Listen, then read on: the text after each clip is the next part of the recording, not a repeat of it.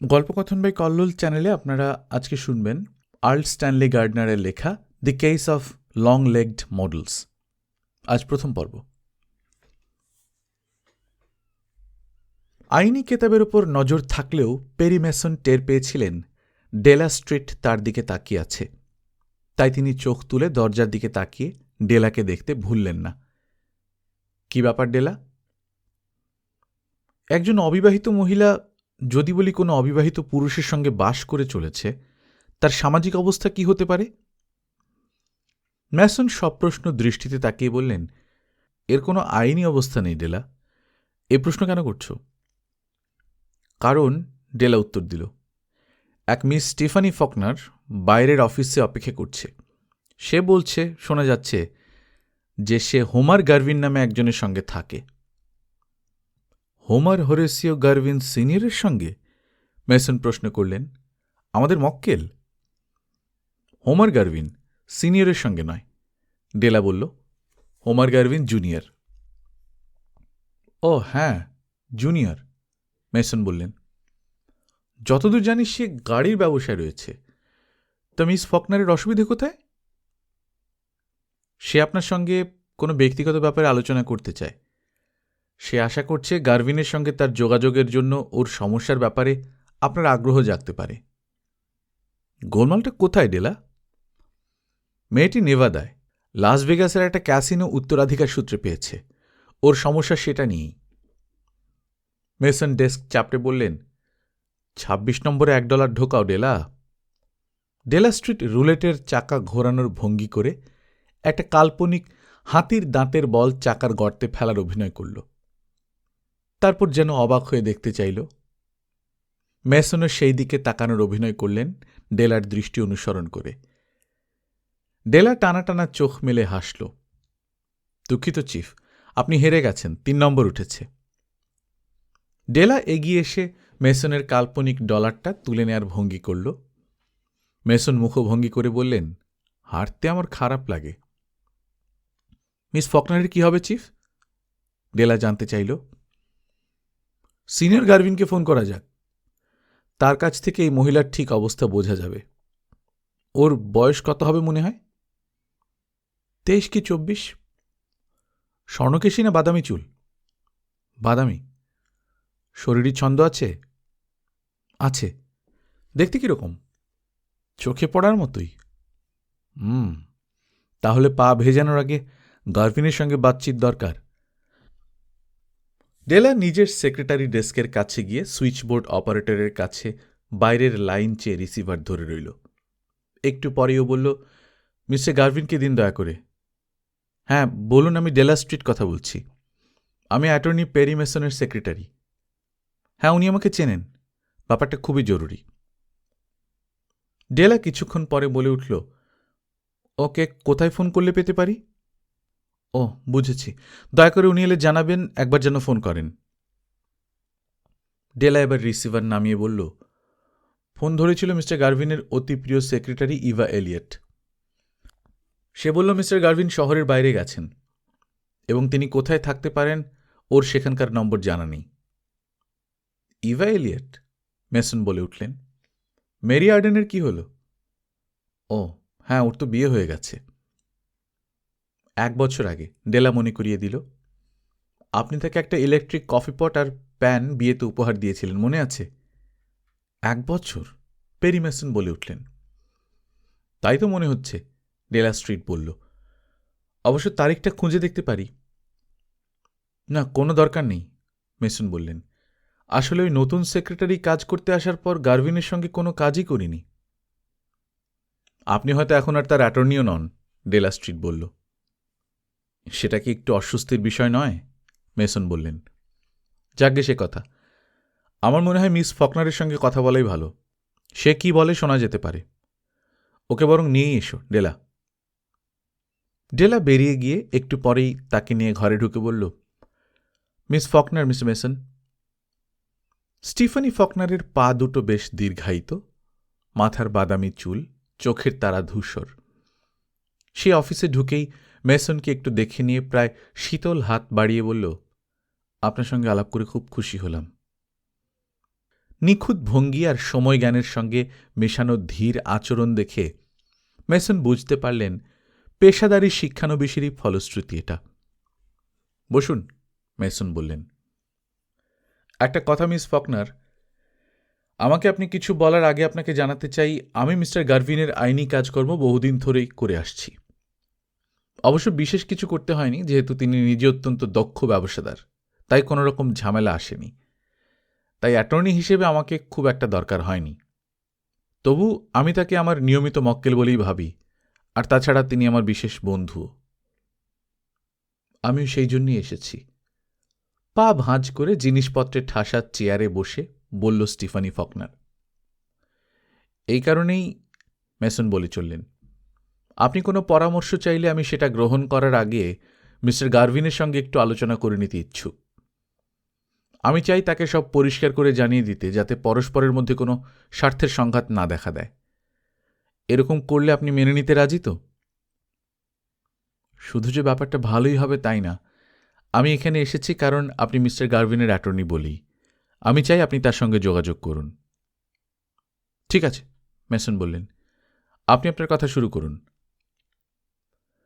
আমি লাস ভেগাসে কিছু সম্পত্তির অধিকার পেয়েছি। কি ধরনের সম্পত্তি? একটা মোটেল আর ক্যাসিনো। এগুলোর কিছু কিছু জানি, বেশ বড়। আর এটা সেরকম কিছু নয়, বাধা দিল স্টিফানি। খুবই ছোটখাটো, তবে ভারী চমৎকার জায়গা, আর মনে হয় বাড়ানোরও সুবিধা আছে। আপনার অংশের প্রাপ্য কীরকম? এই জন্য একটা ছোট কর্পোরেশন আছে, আমার বাবার প্রেসিডেন্ট ছিলেন। আমি স্টকের শতকরা 40% পেয়েছি, বাকি 60% মালিক অন্য 4 জন। আপনার বাবা কবে মারা যান? মেসন প্রশ্ন করলেন। এক মুহূর্তের জন্য স্টিফানের মুখ কঠিন হয়ে উঠল। সে আবার ভাবলে হিংসারে বলল, 6 মাস আগে তাকে খুন করা হয়। খুন করা হয়? মেসন বিস্মিত হয়ে বলে উঠলেন। হ্যাঁ, আপনি কাগজে হয়তো পড়ে থাকবেন। হ্যাঁ ঈশ্বর, মেসন বলে উঠলেন। আপনার বাবার নাম কি গ্লেন ফকনার? সায় দিল স্টিফানি। মেসন ভুরু কুঁচকে বললেন, খুনের রহস্য বোধহয় ভেদ করা যায়নি, তাই না? খুনের রহস্য আপনা আপনি সমাধান হয় না, তিক্ত স্বরে বলল স্টিফানি। মেসন বললেন, আপনার পছন্দ নয় এমন বিষয়ে আমি আলোচনা করতে চাই না। বা নয় বা কেন? স্টিফানি প্রশ্ন করল। জীবনটাই তো অপছন্দের বিষয়ে পূর্ণ। আমি এখানে আসার আগে মন তৈরি করে এসেছি। বেশ, তাহলে যা বলতে পারেন সব কথাই বলুন।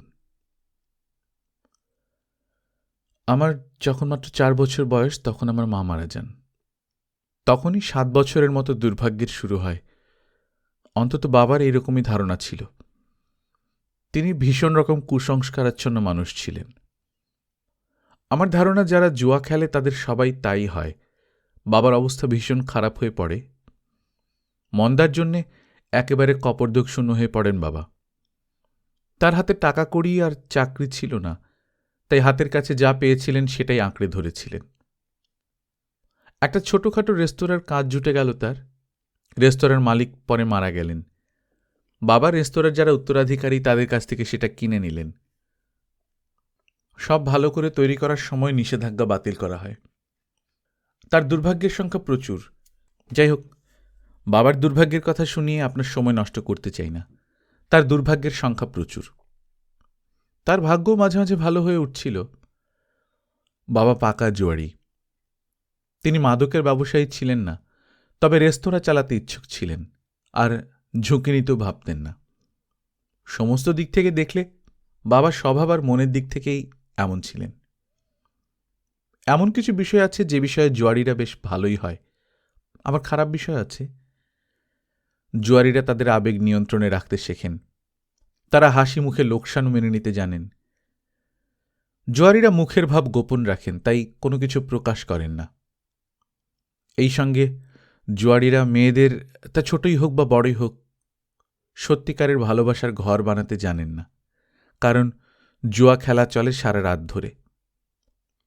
এই জন্যই বাবাকে আমি সেভাবে পাইনি। তিনি আমাকে বোর্ডিং স্কুলে ভর্তি করে দিয়েছিলেন ভালোভাবে মানুষ করবেন বলে। কিন্তু বোর্ডিং স্কুল জুয়াড়িদের ছেলে মেয়েদের জন্য নয়, তাই বাবা নিজেকে শেয়ার বাজারের মানুষ বলে জানিয়েছিলেন। যারা স্টক নিয়ে নাড়াচাড়া করে তাদের সম্মানই অন্য, জুয়াড়ির মেয়েদের কেউ পাত্তা দেয় না। বাবা একেবারেই ভাবেননি আমাকে নিজের মতো কোনো স্কুলে পড়তে দিলেই ভালো হতো। ভালো স্কুলে তাই আমার সঙ্গী ছিল একদল উন্নাসিক। যাই হোক, স্কুলটা 1 বছরও পড়তে হয়নি, কারণ বাবা যে জুয়াড়ি তা জানাজানি হয় আমাকে স্কুল ছাড়তে হয়। আমি বাবার দার্শনিক মনোভাবই প্রথমে মেনে নিয়ে কিছুই গ্রাহ্য করিনি, তাই কারোর সঙ্গে বন্ধুত্বও গড়ে তুলিনি। তারপর একটু যেই বয়স বাড়ল, লেখাপড়া শেষ করে নিজের মতোই পা বাড়ালাম। আমি একজন পেশাদার মডেল হয়ে উঠলাম, ভালো রোজগারও করতে শুরু করলাম। বাবা লাস ভেগাসে চলে গেলেন। ক্রমে কিন্তু তিনি জমি জমা কিনে একটা ছোট মোটেল বানালেন। তারপর আমাকে সেখানে গিয়ে থাকতে ডাকলেন তার সঙ্গে। গিয়ে কোনো লাভ হতো না। বাবা বেলা 12টা পর্যন্ত ঘুমোতেন, রাত প্রায় 3টেয় শুতে যেতেন। জমি জমার দাম ক্রমে বাড়তে আরম্ভ করেছিল তখন। একদল লোক পাশের কিছু সম্পত্তি দখল করেছিল, তারা বাবার জমিও পেতে চাইল। তাদের ইচ্ছে ছিল একসঙ্গে করে সব বিরাট একটা হোটেল বানাবে, তাতে সাঁতারের পুল, ক্যাসিনো, নাইট ক্লাব সব থাকবে। বাবার বিক্রি করতে আপত্তি ছিল না, তবে ওরা যে দামে দিতে চাইছিল সে দামে নয়। বাবা জানতে পারেন তিনি এক সিন্ডিকেটের সঙ্গে লড়তে চলেছিলেন, তাই মোটা দাম চান। সিন্ডিকেট ভীষণ চটে যায় এতে। তারা যখন দেখল কাজটা সহজে হলো না, তারা ভয় দেখাতে শুরু করল। বাবাও হেসে উড়িয়ে দিলেন সব, আর ওখানেই বাবার ভুল হল। সিন্ডিকেটই তাকে খুন করে? মেসন জানতে চাইলেন। কাঁধ ঝাঁকালো স্টিফানি। ভাবলেশীনভাবে ও বলল, আমি তা জানি না, কেউই জানে না। বাবা খুন হন, ওরা বাকি স্টকের মালিকদেরও ভয় ধরিয়ে দেয়। তারা যে কোনো দামেই তাদের অংশ বিক্রি করতে চাইছিল। সিন্ডিকেটের পক্ষে অবশ্য বাবার খুন কাজে লাগানোর সুবিধা হয়নি। তারপর কি হলো? মেসন প্রশ্ন করলেন। আমির স্টকের শতকরা 40 ভাগের মালিক হলাম। বাকি 60 ভাগ পেলেন অন্য 4 জন, প্রত্যেকে 15 ভাগ করে। বাবার মৃত্যুতে আমি ভেঙে পড়তেই একজন সব স্টক কেনা শুরু করে। বাকি 3 জন সিন্ডিকেট যে দাম দিতে চায় তাতেই রাজি ছিল।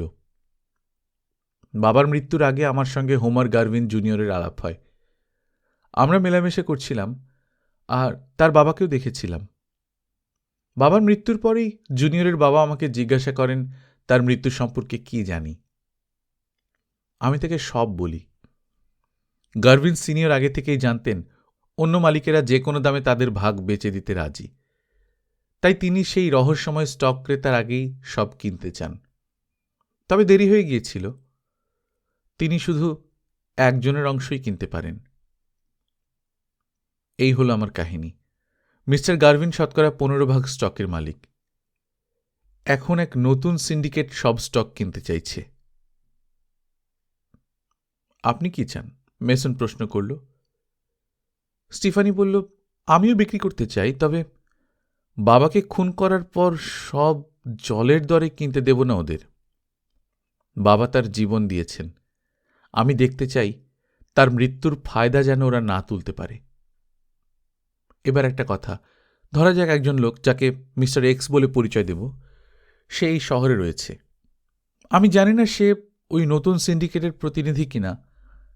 লোকটাকে ব্যক্তিগতভাবে চিনি, লাস ভেগাসে মডেলের কাজ করার সময় তাকে দেখেছি। আমি যা জানি, একজন এই দারুণ ভীত 3 জন মালিকের সঙ্গে দেখা করে নগদ টাকায় তাদের স্টক কিনে নিয়ে সার্টিফিকেটে নাম বদলে নিয়ে প্রায় দৃশ্যপট থেকে মিলিয়ে যায়। কদিন আগেও এটাই জানতাম। তারপর হঠাৎ মিস্টার এক্স সার্টিফিকেটগুলো তার নামে রেজিস্ট্রি করতে পাঠায়। এরপর সে আমাকে ফোন করে বলে সে আমার অংশ কিনতে আগ্রহী, সঙ্গে মিস্টার গারভিনেরটাও। তাই সে আমাকে আগামীকাল রাত 8:30টায় দেখা করতে বলেছে। আমি তাই মিস্টার গারভিনের সঙ্গে দেখা করে জানতে চাইছিলাম তিনি দুজনের স্বার্থ দেখতে পারেন কিনা।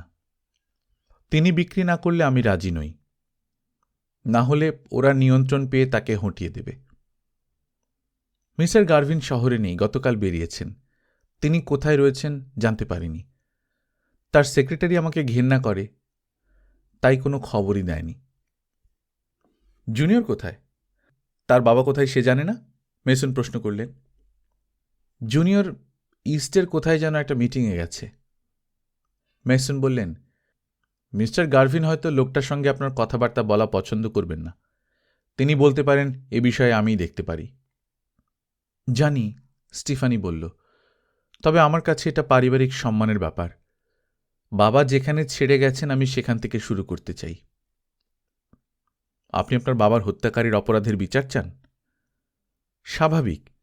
আপনার কাছে আসার এও একটা কারণ। বেশ, বলুন। এসব গ্যাংস্টারদের খুনের ক্ষেত্রে কি হয় জানি, স্টিফানি বলল। পুলিশ নানা কথা বলে, ওদের ভয় দেখায়, কাগজে বড় বড় বুলি ছাপা হয়, এই শহরে গ্যাংস্টারদের সহ্য করা হবে না, খুনের কিনারা হবে, এইসব। কিন্তু এই ধরনের খুনের কোনো কিনারা আজ পর্যন্ত হয়েছে কিনা শুনিনি। শুধু একবার ভুল লোককে ওরা ধরেছিল। আপনি আমাকে কি করতে বলছেন? ম্যাসন প্রশ্ন করলেন। এই স্টক বিক্রির ব্যাপারটা মিটে গেলে আমি চাই আপনি বাবার খুনের ব্যাপারটা দেখুন। আমি চাই আপনি একজন গোয়েন্দা লাগিয়ে সূত্র বের করে পুলিশকে দিন। আপনি যোগসূত্র হয়ে থাকুন। মাথা নাড়লেন ম্যাসন। পুলিশের রহস্য কিনারা করার জন্য অ্যাটর্নি নিয়োগ করার দরকার হয় না। ওরা এতদিনে কি করেছে? তা আমার জানা নেই। কেউই জানে না। ওই এক্স লোকটা এতে জড়িত থাকতে পারে? এতে তার লাভ হয়েছে? নিশ্চয়ই পারে। তাহলে মিস্টার গার্ভিনকেই কথা বলতে দিন। মিস্টার গার্ভিন যখন স্টক কেনেন তখন তিনি সেটা আমাকে বিয়ের উপহার দেবেন ভেবে কেনেন। তিনি ভেবেছিলেন আমি তার পুত্রবধূ হচ্ছি। এখন অবস্থা বদলে গেছে। আপনার সঙ্গে কোথায় যোগাযোগ করতে পারব? মেসন বললেন। পারবেন না, স্টিফানি বলল। আমি করব। সকাল 10টায় হলে হবে? তাই হোক, মেসন বললেন। তাহলে ওই কথাই রইল। এই বাইরের দরজা দিয়ে বারান্দায় যেতে পারি? মেসন সায় দিতে স্টিফানি ওই পথেই বিদায় নিল। ডেলা স্ট্রিট দরজা বন্ধ করতে তিনি বললেন, ওই তরুণীর সঙ্গে পোকার খেলতে চাই না ডেলা। তাহলে কি খেলছেন? ডেলা বলল। জানতে পারলে খুশি হতাম। প্রথমে গার্ভিনের ওই সেক্রেটারির সঙ্গে কথা বলতে চাই। হয়তো কিছু খবর জোগাড় করতে পারব। চিফ, ধরুন ও যদি ওর অংশ বিক্রি করে আর হোমার গার্ভিন বলেন সব ঠিক আছে, তাহলে ওই খুনের তদন্তে আপনি থাকবেন? জানি না ডেলা, তবে এজন্য ওর আইনজ্ঞ রাখার দরকার নেই। আমার কিন্তু ভয় লাগছে। আমার মন বলছে এই ঝামেলা এড়িয়ে চললেই ভালো। হাসলেন মেসন। যাক, এখন এভা এলিয়টের সঙ্গে দেখা করতে যাব, তারপর দেখি কি ঘটে। তন্নি নীলাভ চোখের তারা স্বর্ণকেশী এভা এলিয়ট ওর টেবিলের সামনে বসেছিল। সে ওর পূর্বসূরির জায়গা বদল করেই টেবিলটা রেখেছিল কোণের দিকে, যাতে আলো কোনো স্টেজের আমেজ ফুটিয়ে তুলতে পারে। মেসন ঘরে ঢুকতেই ফোন বেজে উঠল। ইভা এলিয়ট তাকে দেখে মিষ্টি হেসে রিসিভার তুলে চাপার স্বরে কথা বলে চলল। মেসন কথাবার্তা কোনো রকমে শুনতে পেলেন না। তিনি কবে আসবেন জানি না। হ্যাঁ, শহরের বাইরে গেছেন। আচ্ছা, ধন্যবাদ। ইভার রিসিভার রাখতেই মেসন বললেন, আমি পেরি মেসন। ইভার চোখ বড় বড় হয়ে গেল। ও, মিস্টার মেসন, অ্যাটর্নি? হ্যাঁ। আপনার সেক্রেটারি বলেছিলেন যে মিস্টার গার্ভিন এলেই যেন আপনার সঙ্গে যোগাযোগ করেন। ধন্যবাদ, মেসন বললেন। আপনার ডেস্ক সরিয়েছেন দেখছি। না, সরাইনি তো মিস্টার মেসন। মেরির ডেস্কটা ওদিকে। ও হ্যাঁ, মেরি যেখানে রেখেছিল সেখান থেকে সরিয়েছি, আলো কম ছিল বলে। সে এখানে আসে? মেসন প্রশ্ন করলেন। দুবার এসেছিল, ইভা নীরস স্বরে বলল। এখন তার পদবি কি? আমি ওকে মেরি আর্ডেন বলেই জানতাম। সে লটন বার্লো নামে একজনকে বিয়ে করেছে। ও হ্যাঁ, মনে পড়েছে। আচ্ছা মিস এলিয়ট, মিস্টার গার্ভিন কোথায় জানেন? ব্যবসার কাজে গেছেন। কখন গেছেন? আমি গতকাল বিকেল থেকেই তিনি অফিসে ছিলেন না। ম্যাসন তীক্ষ্ণ দৃষ্টিতে ইভাকে লক্ষ্য করে বললেন, এতে আশ্চর্য হওয়ার কিছু আছে? একটু না। মিস্টার গারভিন প্রায়ই ব্যবসার কাজে যান। তার ছড়ানো নানা ব্যবসা আছে। বুঝেছি। আশা করি আপনি জানেন যে আমি তার আইনের কাজকর্ম দেখি। আপনার কথা তাকে বলতে শুনেছি। তার সঙ্গে আমার দেখা করাটা খুব জরুরি। মিস্টার ম্যাসন, জানতে পারি কি এর সঙ্গে মিস ফকনারের কোনো সম্পর্ক আছে কিনা? ম্যাসনের মুখ ভাবলেশীন। কেন? তিনি বললেন। ঠিক আছে, সবই বলছি, তবে সব গোপনে বলতে চাই। দয়া করে মিস্টার গারভিনের ব্যক্তিগত অফিসে আসবেন। হ্যাঁ, নিশ্চয়ই। ম্যাসন এবার ইভার সঙ্গে ব্যক্তিগত লেখা কামরায় ঢোকার পর ইভার সামনে বসলেন। ইভাও বেশ গুছিয়ে বসল, যেন কোনো চলচ্চিত্রের তারকা। মিস্টার ম্যাসন, মিস্টার গারভিন যদি শোনেন এসব কথা বলেছি তাহলে তিনি ক্ষেপে আগুন হয়ে যাবেন। কিন্তু আপনি মানুষের চরিত্র সম্পর্কে অভিজ্ঞ, তাই বুঝবেন স্টিফানি ফকনার অত্যন্ত চালাক, মতলববাজ আর প্রচণ্ড স্বার্থপর। আপনি হয়তো জানেন সে হোমার গারভিন জুনিয়রের সঙ্গে বেশ মাখামাখি করছিল। জুনিয়র এখন অন্য একটি মেয়ের দিকে নজর দেয়, স্টিফানিও নজর দিয়েছে ওর বাবা সিনিয়র গারভিনের দিকে। মিস্টার গারভিনেরও মন ভিজেছে। স্টিফানির মতলব কি আমি জানি না, তবে সে কিছু একটা ভাবছে। আমি তাই ওর হাতের পুতুল হতে রাজি নই। আপনাকে অনুরোধ, ও যা বলে তা বিশ্বাস করবেন না। এইসব কথা আপনাকে বলেছি, মিস্টার গারভিন শুনলে আমার চাকরি যাবে। তবু বললাম আমার কিছু আনুগত্য আছে বলে।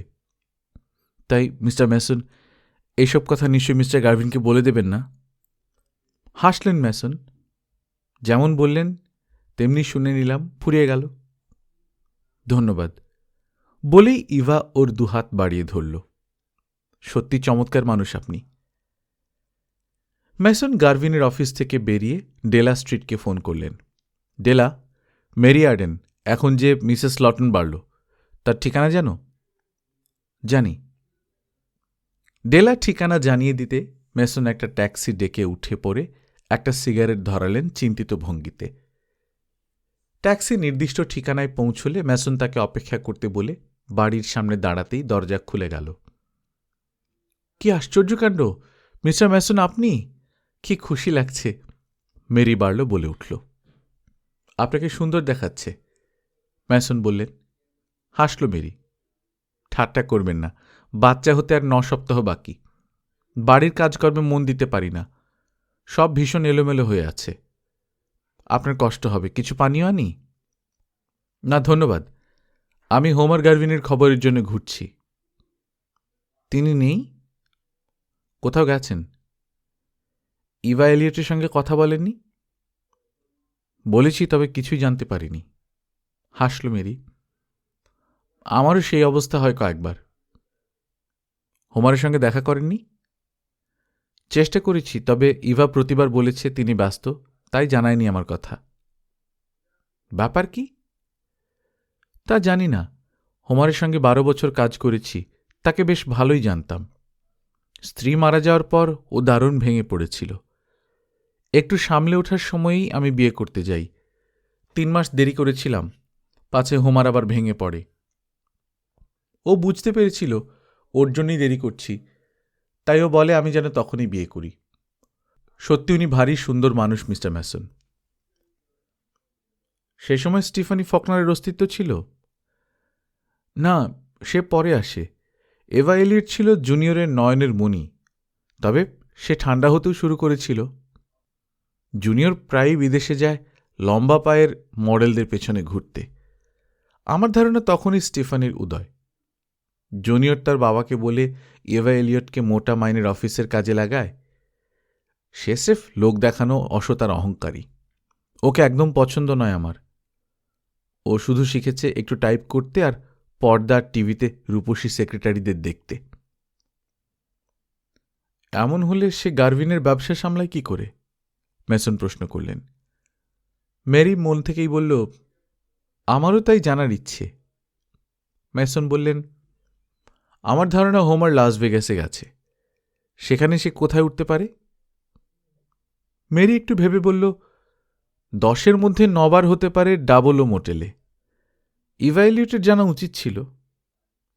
সে জানে না বলেছে। মাথা ঝাঁকালো মেরি। হোমার এরকম করার মানুষই নয়। আমি দেখেছি যেখানেই সে যাক অফিসে জানিয়ে রাখে জরুরি কাজে তার সঙ্গে যোগাযোগের জন্যে। কিন্তু এভা জানিয়েছে সে একরম অন্ধকারে।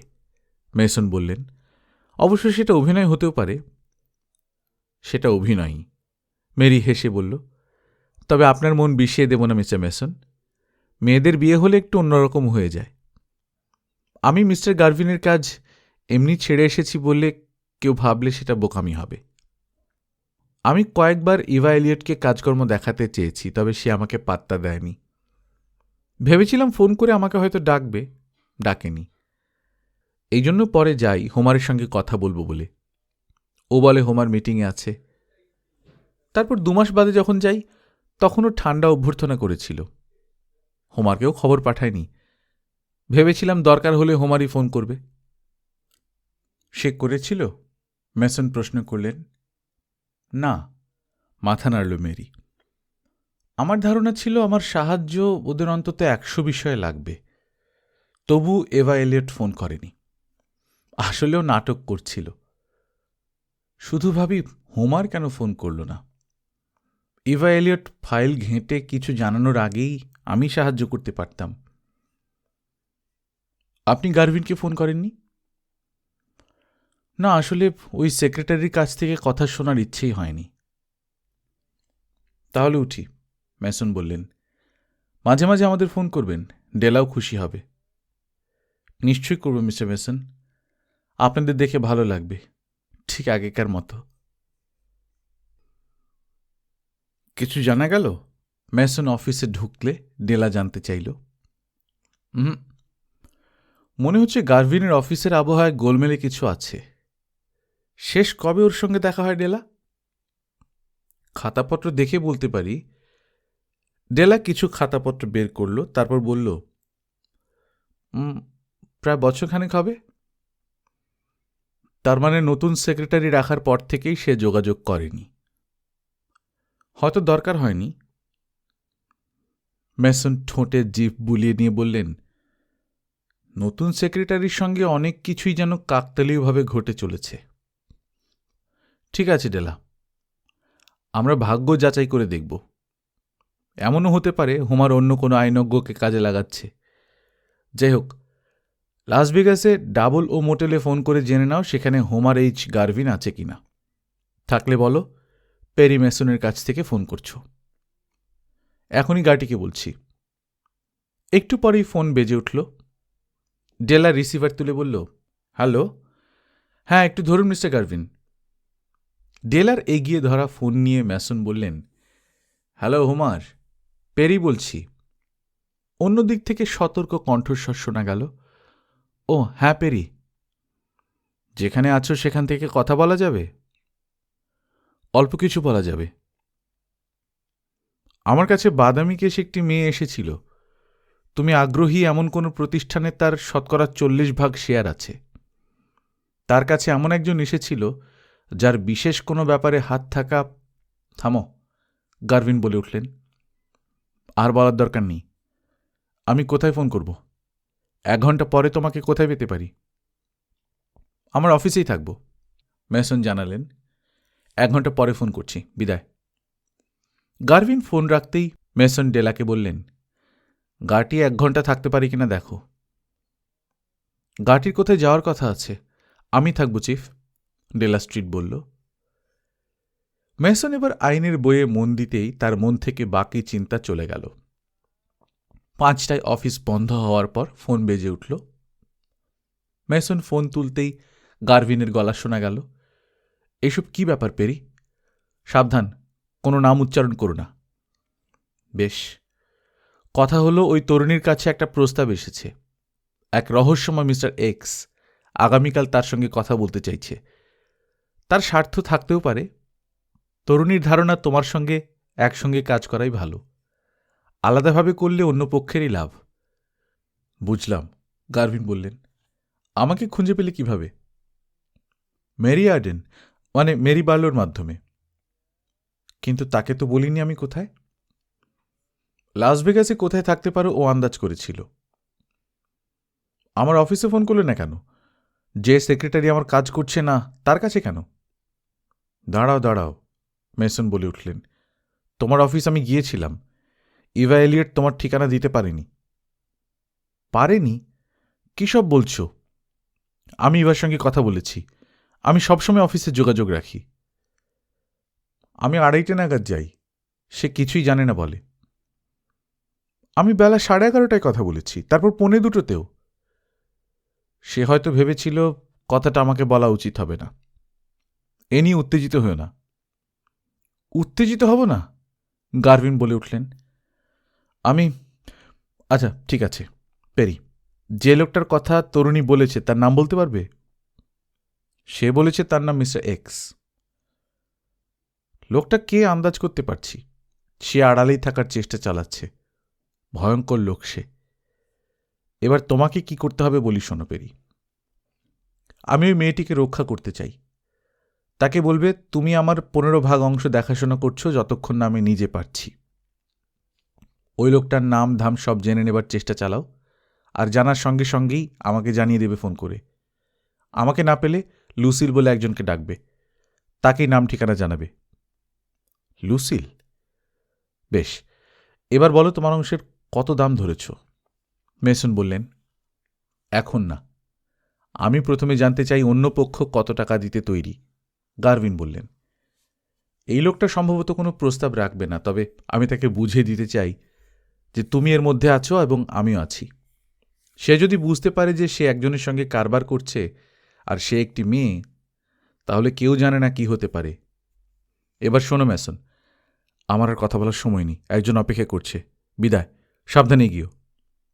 ফোন রেখে দেওয়ার শব্দ শোনা গেল। স্টিফানি ফকনার ঠিক কাঁটায় কাঁটায় 10টার সময় উপস্থিত হল। মেসন চিন্তিতভাবে ওর দিকে তাকালেন। আমার সঙ্গে হোমার গারভিনের কথা হয়েছে। তিনি কোথায়? সে আমাকে ফোন করেছিল একটা বুথ থেকে। সেই সময় সে লাস ভেগাসে ছিল। সে চায় আমি তার প্রতিনিধিত্ব করি। সে চাইছে আমি ওই মিস্টার এক্সের সঙ্গে দেখা করে তার বিষয়ে সব জেনে তার মুখোশ খুলে দিই। অবস্থা দেখার আগে সে তার অংশের কোনো দাম ঠিক করতে রাজি নয়। বুঝলাম, চিন্তিতভাবে বলল স্টিফানি। ব্যাপারটা আপনার পক্ষে ঠিক আছে? আমার মনে কি আছে তা বড় কথা নয়। মিস্টার গারভিন যা ঠিক করবেন আমার কাছে সেটাই ঠিক। আপনি কি বলতে পারেন এই মিস্টার এক্স লোকটিকে আর তাকে কোথায় পেতে পারি? একটু ইতস্তত করে স্টিফানি বলল, তার নাম জর্জ ক্যাসেলম্যান। তার সঙ্গে আমার দেখা করার কথা আমব্রোস অ্যাপার্টমেন্টে 211 নম্বরে আজ রাত 8:30টায়। ওর রাস্তার ঠিকানা হল 948 ক্রিশ্চিয়ান ড্রাইভ। মনে রাখবেন, গারভিনকে বলতে হবে আমি তার ইচ্ছাতেই চলব, কিন্তু আমি ওই সাক্ষাতের জন্য যাব যাতে সব পথই খোলা থাকে। আমার সঙ্গে দেখা করার জন্য ধন্যবাদ mister Mason. Good morning. Stephanie উঠে দাঁড়িয়ে আচমকা দ্রুত বেরিয়ে গেল। ডেলা স্ট্রিট বলে উঠল, বাজি রাখতে পারি চিফ, ওর এমনভাবে হঠাৎ চলে যাওয়ার কারণ আপনি এমন প্রশ্ন করে বসতে পারেন যার জন্য ও ভয় পাচ্ছিল। আমি বরং গার্টির সঙ্গে একটু কথা বলি। ও মানুষের চরিত্র সম্পর্কে অদ্ভুত রকমের অভিজ্ঞ। ও অনেক কিছু বলতে পারবে। বলে গার্টির সঙ্গে কথা বলতে গেল ডেলা। একটু পরেই ও আবার ফিরে এলো। অবাক হবার কিছু নেই, ডেলা বলল। কিরকম? হোমার গারভিন জুনিয়র গতকাল বিকেলে ফিরে এসেছে। সে তার বউ নিয়ে এসেছে। শিকাগোতে ওদের বিয়ে হয়। ও, সব গার্টির হাতে ছেড়ে দিন। ও সব গোপন খবর বের করবে। জুনিয়র আর ওর বউয়ের ছবি দেখতে চান? মেসন ছবিটা দেখার পর বললেন, মেয়েটি তো সুন্দরী। ওর অতীত কীরকম? ও লাস ভেগাসে বিজ্ঞাপনের মডেল ছিল। ডেলা স্ট্রিট বলল। জুনিয়র গারভিনের সঙ্গে কয়েক মাস আগে ওর দেখা হয়। বেশ চটজলদি কাজ গারভিনের। অথবা মেয়েটির। যাক, এবার লাস ভেগাসে 00 মোটেলে ফোন করে দেখো গারভিনকে পাও কিনা। না পেলে লুসিল বলে একজনকে ডাকবে। তাকে বলবে মিস্টার গারভিন যার কথা জানতে চেয়েছেন তার নাম জর্জ ক্যাসেলম্যান, ঠিকানা 948 ক্রিস্টিন ড্রাইভ। অ্যাম্ব্রোস অ্যাপার্টমেন্ট 211 নম্বর। ডেলা অফিস ছেড়ে চলে গিয়ে 10 মিনিট পরে ফিরে এলো। মিস্টার গারভিন নেই চিফ, লুসিলকে খবরটা জানিয়ে দিয়েছি। লুসিল কে জানতে পেরেছ?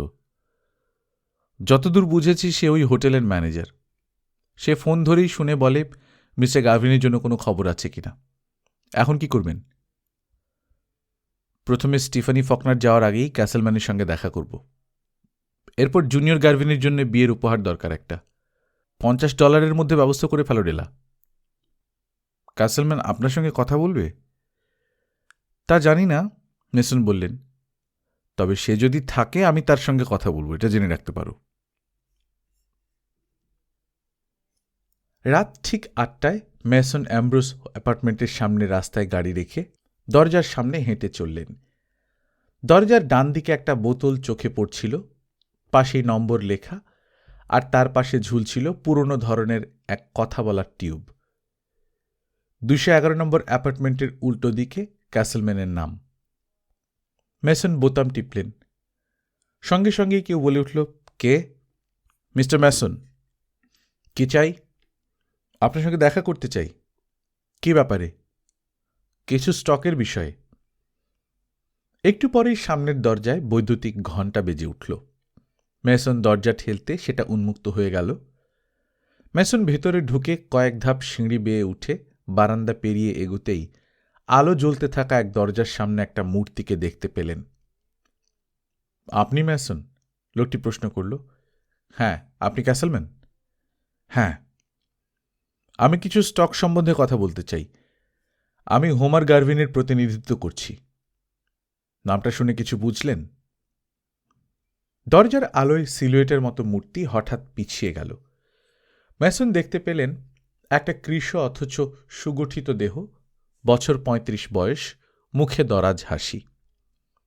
হ্যাঁ হ্যাঁ মিস্টার মেসন, অনেক কিছুই বুঝেছি। ভেতরে আসবেন না দয়া করে?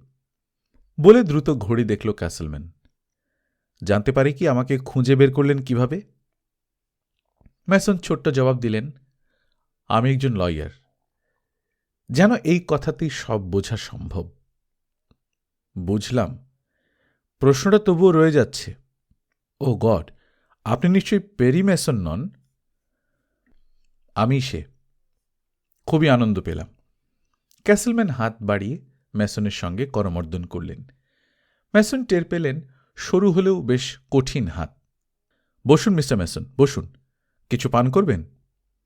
না ধন্যবাদ, বিশেষ সময় হাতে নেই। ক্যাসেলম্যান আবার ঘড়ি দেখল। সে বলল, আমারও হাতে সময় নেই, অন্য একজনের সঙ্গে দেখা করার কথা। এবার তবে কাজের কথায় আসা যাক কাউন্সিলর। মেসন সায় দিয়ে একটা সিগারেট ধরালেন। ক্যাসেলম্যান বললেন, ওই কর্পোরেশনের বাকি স্টক সম্পর্কে আপনি ওয়াকিবহাল? অবশ্যই। আমার নিয়ন্ত্রণে রয়েছে 45%। আপনার মক্কেলের আছে 15%, আর স্টিফানি ফকনারের 40%। জানি, বলে ধোয়া উদ্গীরণ করে আরাম করে পা ছড়িয়ে বসলেন মেসন। নেভাদার এই কর্পোরেশন অন্যগুলোর চেয়ে আলাদা, ক্যাসেলম্যান বলল। জুয়া নেভাদায় আইন সিদ্ধ, ব্যাপারটা তাই আলাদা। স্বাভাবিক। জুয়া জুয়াড়িদের আকর্ষণ করে, ক্যাসেলম্যান বলল। অবশ্যই।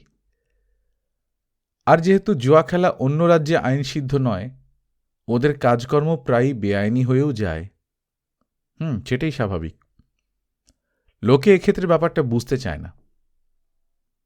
কথাটা তাৎপর্য আছে। এবার আসল কথায় আসা যাক। স্টকের জন্য গারভিনের দাবি কত? আপনি কত দেবেন? আমি আমার শেষ দামই বলবো। আমি $30,000 দিতে তৈরি ওই 15 ভাগের জন্যে। কিন্তু এর দাম তো আরও বেশি। সেটা মতামতের বিষয়। আপনি আপনার মত বলবেন, আমি আমার। এর দাম 30,000, যেহেতু নিয়ন্ত্রণের হ্রাস হাতে আসবে। আমি আমার মক্কেলকে দামটা বলবো, তবে মনে হয় না এতে কাজ হবে। যাই হোক, এটাই সর্বোচ্চ দাম। এই সঙ্গে একটা বিষয় স্পষ্ট করতে চাই মিস্টার মেসন। কি? কোনোভাবে আমি কর্পোরেশনের নিয়ন্ত্রণ হাতে পেলে ওই দাম বাতিল হয়ে যাবে। সেক্ষেত্রে আমরা গারভিনের অংশ আমাদের দরেই কিনে নেব। আমার তা মনে হয় না। কেননা?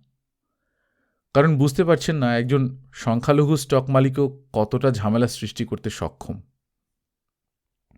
হয়তো আপনারও জানা নেই কী ধরনের মানুষের সঙ্গে আপনারা কারবার করছেন, ক্যাসেলম্যান বলল। সেটা সম্ভব, আবার অন্য পক্ষও জানে না তারা কী ধরনের মানুষের মোকাবেলা করছে। ক্যাসেলম্যান বলল, শুনুন মেসন, কথাবার্তা ব্যবসায়িকই থাকুক, ব্যক্তিগত ব্যাপার না আনাই ভালো, তাতে আঘাত পেতে পারেন। মেসন উত্তর দিলেন, আঘাতের জন্য আমি কণামাত্র ভাবিত নই। আমি সহজে ভয় পাই না। গ্লেন ফকনার খুন হন, আপনি বাকি অংশ কিনে নেন যেহেতু এর মালিকেরা ভয় পেয়েছিলেন, কিন্তু গারভিন ভীত নন, এবং আমিও নই। আমি কোনো ঝামেলা চাই না মিস্টার মেসন, ক্যাসেলম্যান বললেন। তাহলে তা চাইবেন না। গারভিন কখনোই তার অংশ বিক্রি করবেন না যাতে আপনি নিয়ন্ত্রণ ক্ষমতা পান আর নিজের দামে ফকনারের অংশ কিনে নিতে পারেন। আমরা গারভিনের সঙ্গে যুক্ত অংশ হিসেবেই ফকনারের অংশ দিতে পারি। ক্যাসেলম্যান আচমকা বলল, বেশ, আমি তাকেও একই দাম দেব। আপনি যদি... হঠাৎ টেলিফোন বেজে উঠতে ক্যাসেলম্যান নার্ভাস ভঙ্গিতে লাফিয়ে উঠল। মাপ করবেন একটু। সে অন্য ঘরে চলে যেতেই মেসন বলতে শুনলেন, হ্যালো, তা তুমি পারছ না? এখনই নয়। সামান্য নৈশব্দ। ক্যাসেলম্যান যা বলল তা মেসন শুনতে পেলেন না। তারপর সে বলল, ঠিক আছে, আমাকে 2 মিনিট সময় দাও। সে কোনো বিদায় না জানিয়েই ফোন রেখে দিল। ক্যাসেলম্যান ঘরে ফিরতে তাকে স্পষ্টতই নার্ভাস আর অধৈর্য মনে হল। সে বলল, মিস্টার মেসন, আমাকে মার্জনা করবেন। 8:30টায় আমার একটা সাক্ষাৎকার আছে আর জরুরি কিছু বিষয় দেখা দিয়েছে, সেটা শেষ করতে হবে। বেশ, মেসন বলে উঠে পড়লেন। আপনার টেলিফোন নম্বর পেতে পারি? দুঃখিত, এটা বইয়ে নথিভুক্ত নয়। মেসন তবুও দরজায় হাত রেখে দাঁড়িয়ে রইলেন। ক্যাসেলম্যান দ্রুত বলে উঠল, ঠিক আছে, আমার নম্বর বিল্ডিং 69754। ধন্যবাদ। মেসন বারান্দায় বেরিয়ে এলেও ক্যাসেলম্যান করমর্দন করল না। মেসন লক্ষ্য করলেন সে দরজা বন্ধ করলেও তাতে স্প্রিয়ের তালা নেই। মেসন নিজের গাড়িতে উঠতেই দেখতে পেলেন হোমার গারভিন সিনিয়র গাড়ি চালিয়ে এসে সামনের অ্যাপার্টমেন্টের দরজার দিকে দ্রুত এগোলেন। হর্ন বাজাতে গিয়েও থমকে গেলেন মেসন, কারণ গারভিনের হাবভাব দেখেই তিনি মত বদলালেন। তিনি শুধু লক্ষ্য করে চললেন। চাবি দিয়ে দরজা খুলে ভেতরে ঢুকে গেলেন গারভিন। একটু পরে ফিরে এসে গাড়িতে স্টার্ট দিলেন গারভিন। মেসন হর্ন বাজালেও অন্য মনস্ক গারভিনের তা কানে গেল না। গারভিন চলে যেতেই গাড়ি নিয়ে এলো স্টিফানি ফকনার। সে গারভিনকে দেখলেও তার চোখে পড়ল না। স্টিফানি মেসনকে দেখতে পেল না। সে গাড়ি রেখে ক্যাসেলম্যানের দরজার বেল বাজানোর আগেই সেটা খুলে গেল আর একজন মোটা চেহারার মহিলা ওকে ঢুকতে দিল। মেসন লক্ষ্য করলেন এই সময়ের মধ্যে সামনের দরজা দিয়ে ঢুকেছে শুধু গারভিন আর স্টিফানি, আর বেরিয়ে এসেছে ওই মোটা চেহারার মহিলা। একটু অপেক্ষার পর মেসন গাড়ি নিয়ে বাড়িটা একটু ঘুরে দেখলেন। বেশ অন্ধকার, একমাত্র সামান্য রাস্তার আলো চোখে পড়ছিল। স্টিফানির গাড়িখানা তার চোখে পড়ল। বার চারেক ঘোরার পর তিনি দেখতে পেলেন বাড়ির পেছনের সিঁড়ি বেয়ে প্রায় ছুটে আসছে স্টিফানি ফকনার। মেসন গাড়ির গতি কমালেন। স্টিফানি বাধ্য হয়ে হাঁটা শুরু করেছিল তখন। মেসন ওর সামনে গাড়ি থামালেন। গাড়িতে আসবেন মিস ফকনার? স্টিফানি প্রায় আর্তনাদ করে লাফিয়ে উঠল। ওহ, আপনি আমায় ভয় পাইয়ে দিয়েছিলেন। সরি, সব ঠিক আছে তো? হ্যাঁ, নিশ্চয়ই। আসুন, আপনার গাড়ির কাছে নিয়ে যাব। কোনো প্রস্তাব পেলেন? হ্যাঁ। কত? 30,000। এটাই সে দেবে জানিয়েছে। নগদে? হ্যাঁ। আপনি এখানে কতক্ষণ রয়েছেন? তা বেশ কিছুক্ষণ। এখানে কি করছেন? ক্যাসেলম্যানের সঙ্গে দেখা করলাম। উনি তো এ নিয়ে কিছু বললেন না। উনি কোনো প্রস্তাব দিয়েছেন? হ্যাঁ। কত? হোমারই সে কথা জানাবেন। আমার মক্কেলদের কোনো খবর আমি জানাই না, শুধু জেনে রাখি। বুঝলাম। আপনি কি ওর প্রস্তাব মেনে নিয়েছেন? ম্যাসন বললেন। কক্ষনো না, আমি বলেছি পরে জানাব। কথাবার্তায় কোনো বাধা হয়নি? একটুও না। কোনো ভীতি প্রদর্শন? অবশ্যই না। তাহলে সদর দরজা দিয়ে বাইরে এলেন না কেন? প্রায় শ্বাস টানল স্টিফানি। আপনি কোথায় ছিলেন? পেছন দিকে। আমি ওকে টেলিফোনে কথা বলতে শুনছিলাম, তাই জানতে চাইছিলাম ও কি বলছে। আচমকা ও ফোন ছেড়ে দিল। তখনই আমি পেছনের দরজা দিয়ে চলে আসি। ও তাতে বুঝতে পারত না যে আমি আড়ি পাচ্ছিলাম। পরে ওকে বলবো বিরক্ত হয়ে চলে আসি। ও কার সঙ্গে কথা বলছিল তা জানি না। মেসন তীক্ষ্ণ দৃষ্টিতে তাকালেন। ওই কথাবার্তা শোনা আপনার বিশেষ প্রয়োজন ছিল? স্টিফানি সোজা তাকালো। হ্যাঁ, আমি ওকে গার্ভিনের নাম নিতে শুনি। আমার এও মনে হয় হোমার গার্ভিন স্বয়ং ফোন করছিল। তাই কি? না, একজন স্ত্রীলোক ফোন করছিল। সে কে জানেন না? না, তবে জুনিয়রের নতুন বিয়ে করা স্ত্রী হতে পারে। কথাবার্তা শুনে কিছু আন্দাজ করতে পারেন কি বিষয়ে কথা হয়? বেশিক্ষণ শুনতে পাইনি। মেসন চিন্তিতভাবে তাকালেন। স্টিফানি বলল, আমি লোডস্টার অ্যাপার্টমেন্টে আছি। গার্ভিনের সঙ্গে দেখা হওয়ার পর আমাকে জানাতে পারেন। আপনার কাছে আমি কৃতজ্ঞ। স্টিফানি এবার নেমে নিজের গাড়িতে উঠেই ইঞ্জিন চালু করল। গল্পকথন বাই কল্লোল চ্যানেলে আপনারা শুনছেন আর্ল স্ট্যানলি গার্ডনারের লেখা the case of long legged models. আজ প্রথম পর্ব।